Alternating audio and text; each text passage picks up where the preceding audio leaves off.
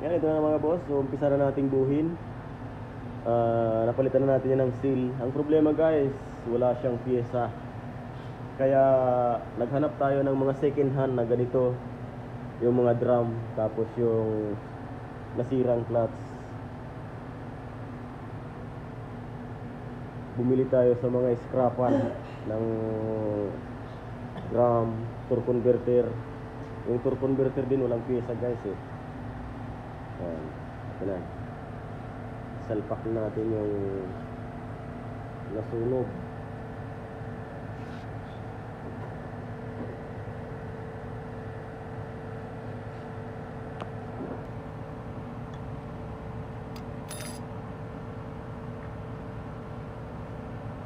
Tayo guys, kapag nag-rebuild tayo ng transmission, kung alin lang yung sira, yun lang ang pinapalitan natin. Tapos halimbawa naman sira na talaga lahat, yan, saka tayo nag-order ng lahat ng pyesa.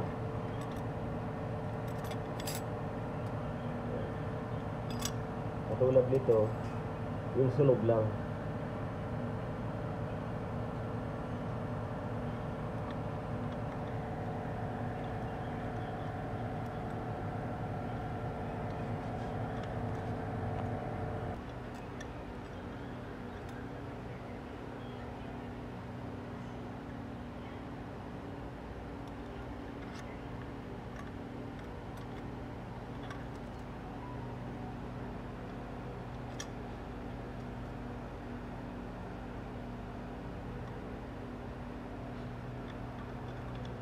Tapos pag magre-rebuild kayo guys, palitan nyo lahat ng seal, yung mga piston, para maganda ang pag-press nya ng friction at saka friction plate.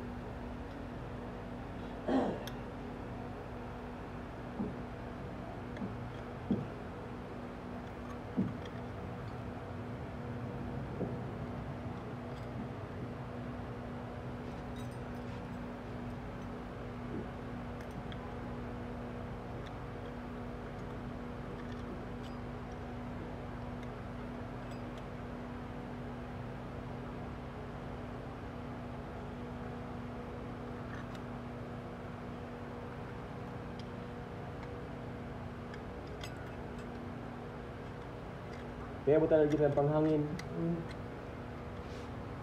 Bako yan ditong maiksi. Itong talagang panghangin ko sa panghangin ko sa gear.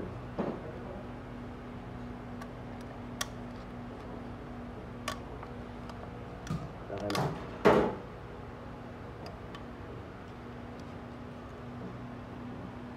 Lagay mo yan.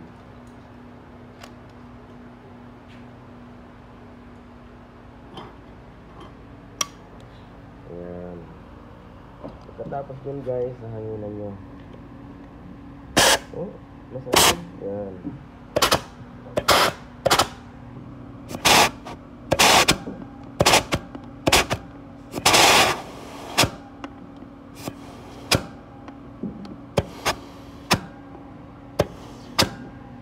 Ang lakas.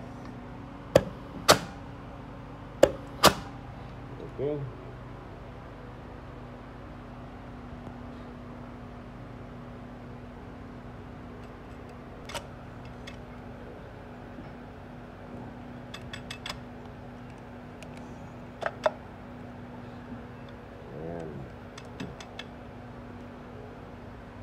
Ito yung dating nasunog, yung drum na ito. Ayan, i-pressurean din natin yan guys.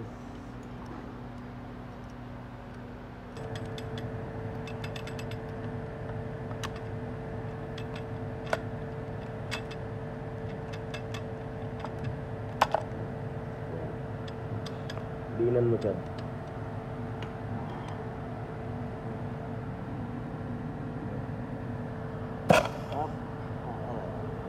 Pala sa lagi nag-giro lagi.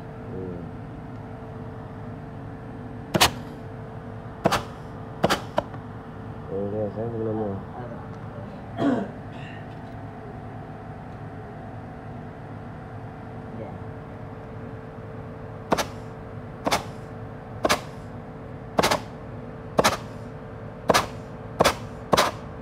Nabili lang natin yung sa scrap. Yan. Kasi wala talagang pyesa eh. Yan, hindi malakas na ang pressure nung nasunog. Ayan. Next. Yan lang guys ang mga kasunod-sunod nyo. Okay.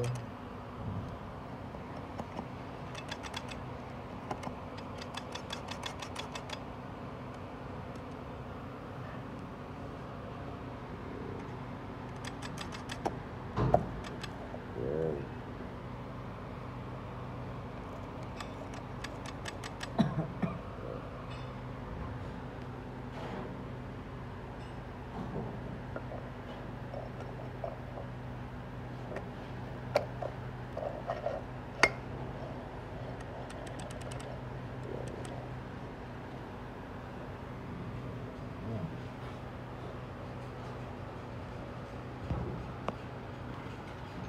Tapos ito, doon to guys sa unahan. Yung input shop na yan. Yan. Tama yan.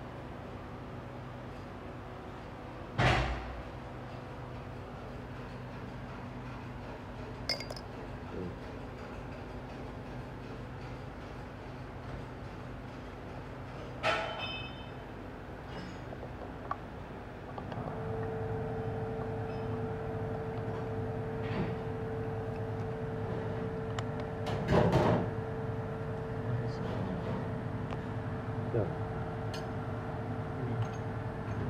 Wala tayong tagal na yan. Ikot mo yan. Yan. Para lumapat, talagyan nyo ng magpapaikot.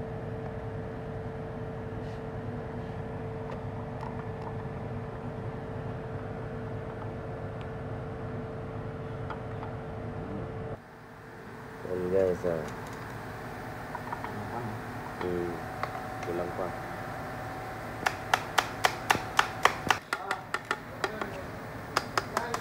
Yan guys, kailangan lapat na lapat siya dyan sa palapatan ng kanyang snap ring.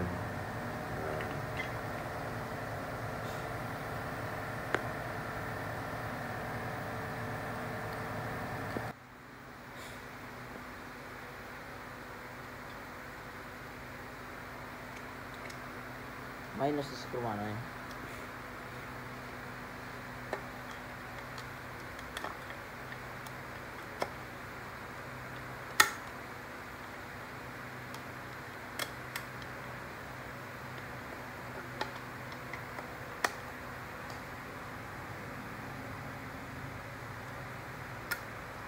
Yan.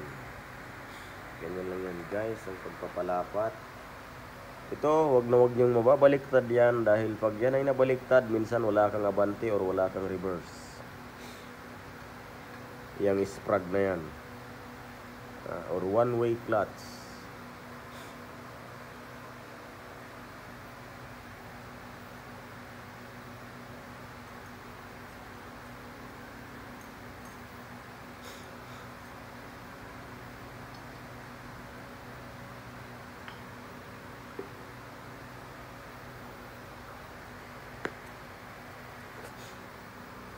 Nakikita nyo hindi kami naglulub or hindi kami naglalagay ng oil. Hindi naman mahalaga yan. Dahil pag nilagyan mo yan ng kaunting grasa para kumapit.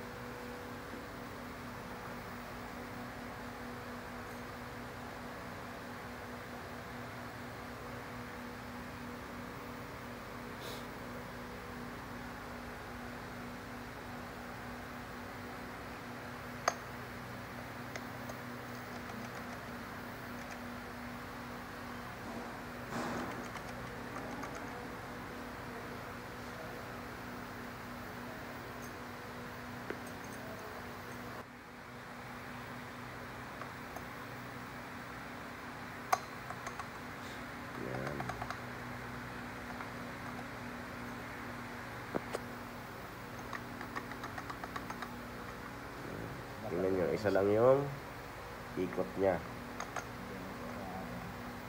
Ayan.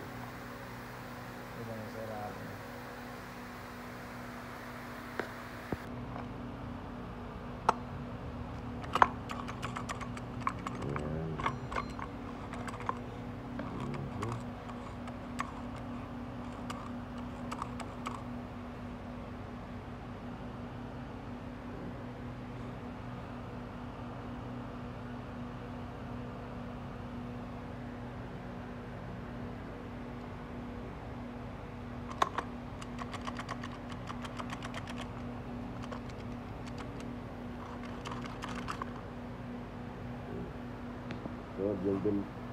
Alisin natin yan, guys. Tapos ito. Binyan ko na.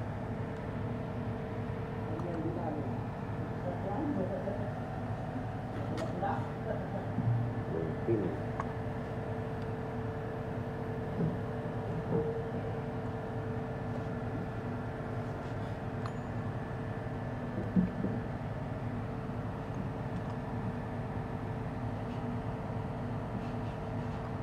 Ayun. Ayun. Sige, lagi mo na yan.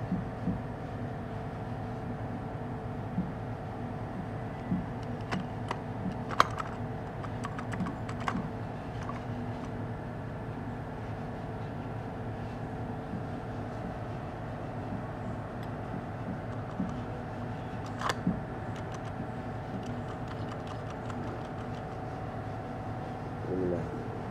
Sige. Sige, parang yan.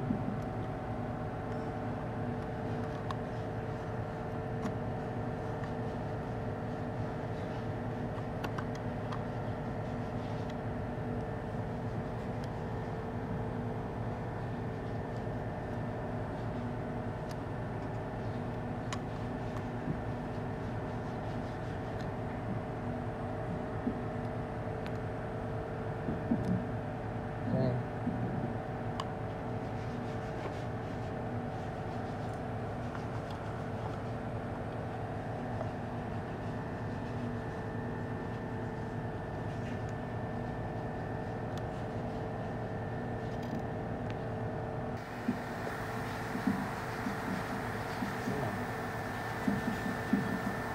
Sige, tulak mo.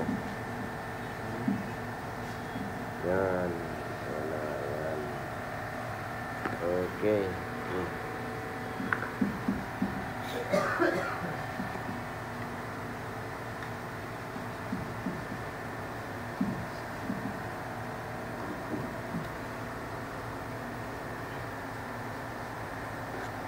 Okay, tulungan mo naman na dito paglagay ng ng snap ring. Nilagay na natin yung snap ring or lock. Ngayon, nandito naman tayo.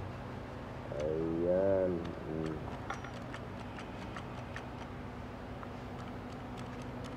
Okay.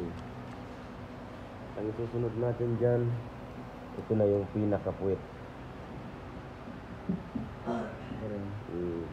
Yung ring. Guys, dito yan.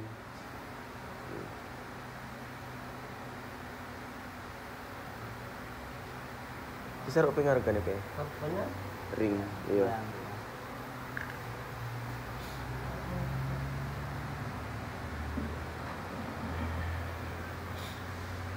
Yan guys ha, huwag niyong kakalimutan ang mga o-ring na ito. Kasi napaka-importante nito guys. Yan. Dalawa. 4 yan. Yan guys, nalagyan na natin ng silicone. Ayan. Okay.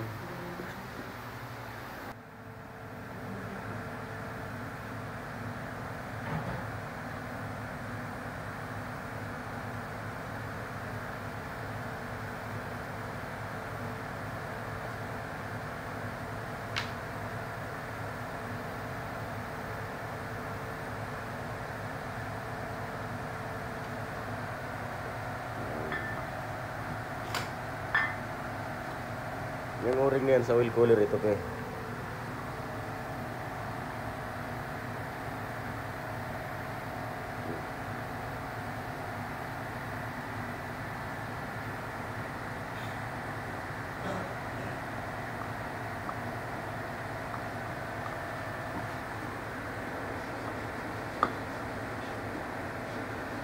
Ayan, yung mga bolts pe.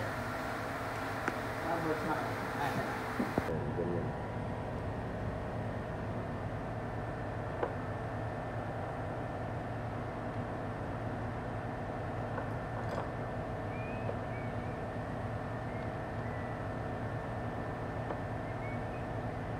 Yan. Na-settings na natin ang mga pinaka-importanting bagay dito. Magkakabit na lang tayo ng input shock. Ayan. Oil pump. Ayan. Tapos itong differential. Tapos yung idle.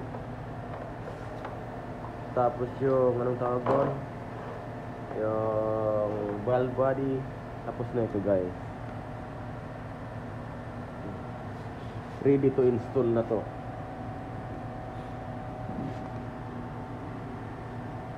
Huwag niyong kakalimutan ito. Yung torque converter, seal, o-ring. Ayan, dyan na na. Ayan. Tapos maglalagay na tayo ng differential.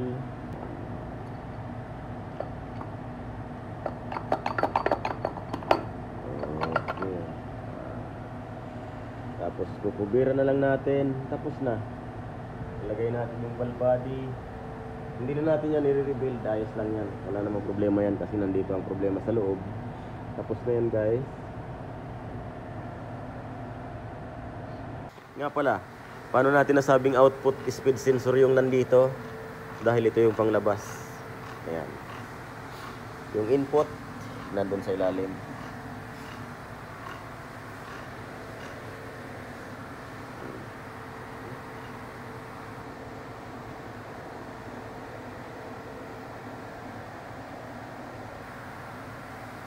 Ready na.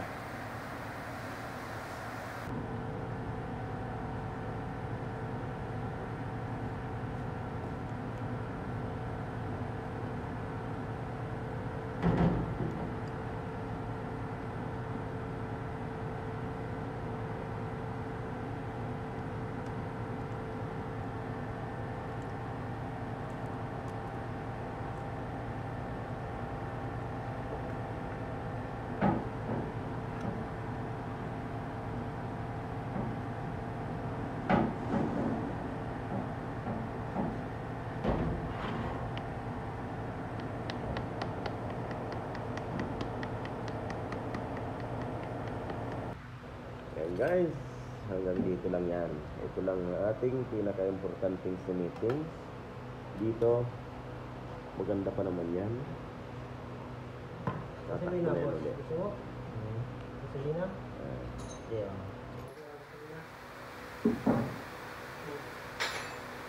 Sige lang.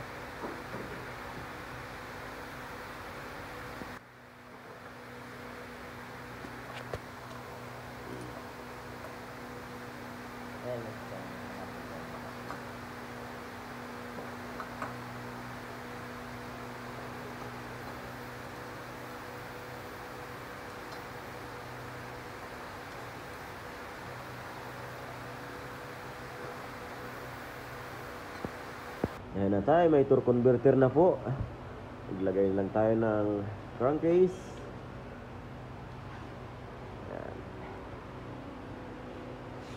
Tapos bukas, isasalpak na natin yan. At patatakbuhin na natin guys. Tumak ya. Ayan na. Ini-scrap lang natin ang pyesa niyan. Nabili lang natin ng murang-mura. Pati ang torque converter na to guys, nabili lang natin to ng mura lang. Wala kasi siyang pyesa. Kaya medyo mahirap-hirap hanapan. Order ka pa sa Amerika. Tapos ito nagmamadali yung may-ari. Kaya naghanap tayo sa mga second hand or scrap na mga gawaan ng transmission na hindi pa naman masyadong laspag yung torque converter. Yan. Nakabili tayo ng isa.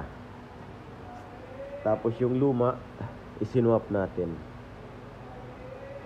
Hindi natin alam kung maganda ito o bahala na. Malalaman natin yan kapag kinabit natin. Tapos pag pinaandar, kung gumalaw, ayos yung gawa natin. Kung hindi gumalaw, palpak tayo. Pero imposible yan. Dahil pag binuo natin, ginagamitan natin yan ng air pressure para malaman natin kung malakas ang pressure ng mga piston or walang leak ang mga piston. Ayan. Si Ariel Rosendo lang ang nagbuo yan. Ayan. Si Mr. Ariel Rosendo lang ang gumawa nito.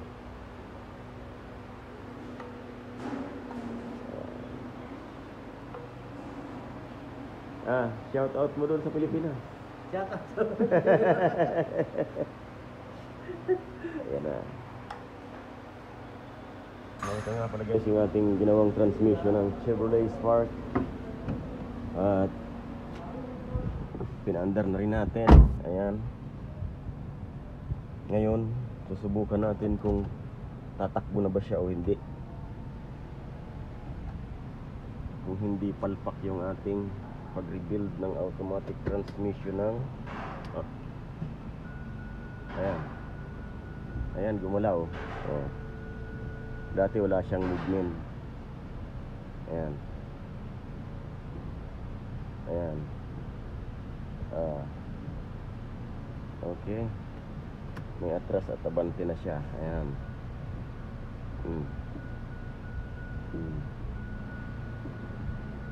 Ngayon tatawagin natin yung ating driver para mag-testing.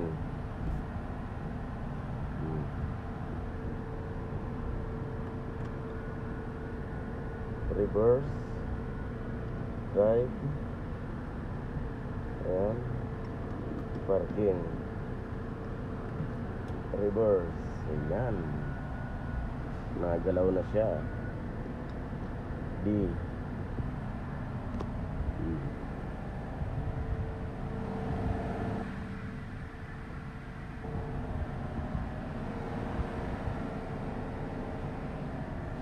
Ang liit ng mga daanan natin.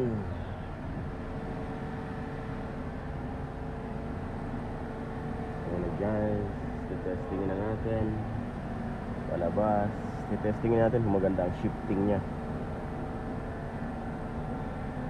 Hintayin lang natin yung ating driver. Reverse. Ayan, reverse. Ayan, may atras nga. Okay. Ayan na. Testing na natin.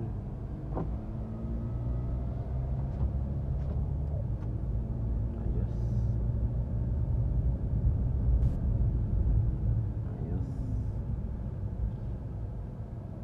Maganda siya mag-shifting.